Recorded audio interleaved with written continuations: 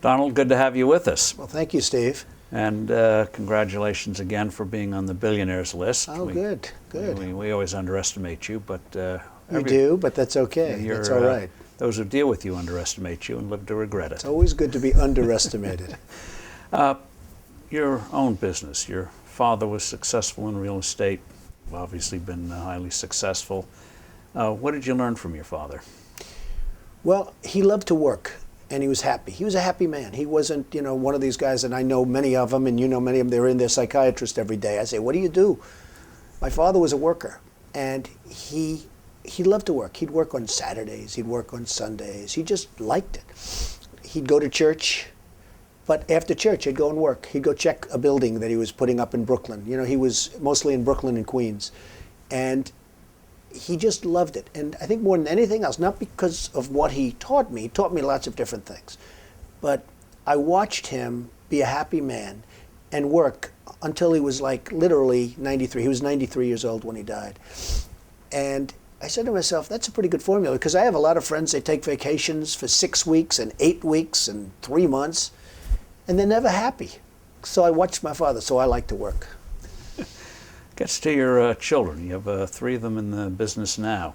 How did you coax them? How did that come about? Because usually if a parent wants you to do it, kids say, no, if you want it, I don't want it. I was blessed to have smart children.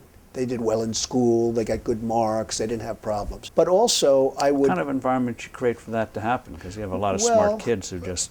Right, you have many smart kids that don't do well, and you have some kids that aren't so smart that work very hard that do very well. I mean, I've seen it many times. But I've been recognized for having done a good job. Now, I have 5 children, but the 3 that are in business, and a lot of it's because of the success of The Apprentice, where they go on and people get to know Ivanka and Don and Eric.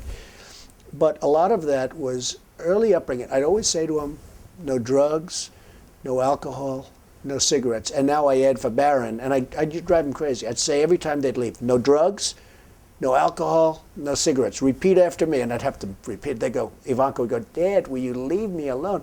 But I'd drum it into their heads. And you have to get through those artificial barriers.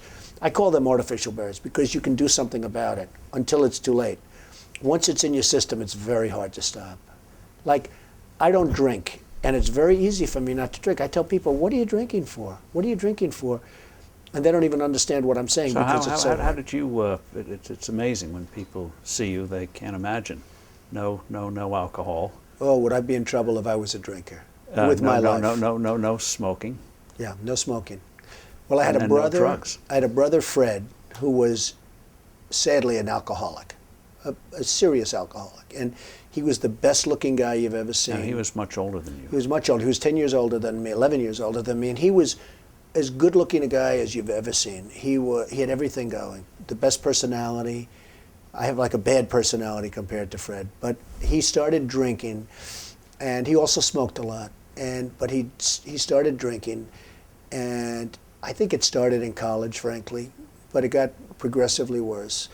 And he was really unable to stop. And he'd always tell me, don't you ever drink. So he was much older than me, and it really has an impact, when you have that kind of an age difference. But he'd point, don't you ever drink and don't you ever smoke. He'd add the smoke in it because he smoked and he drank. And it hugely affected his health and hugely affected even his look and his, the whole bearing.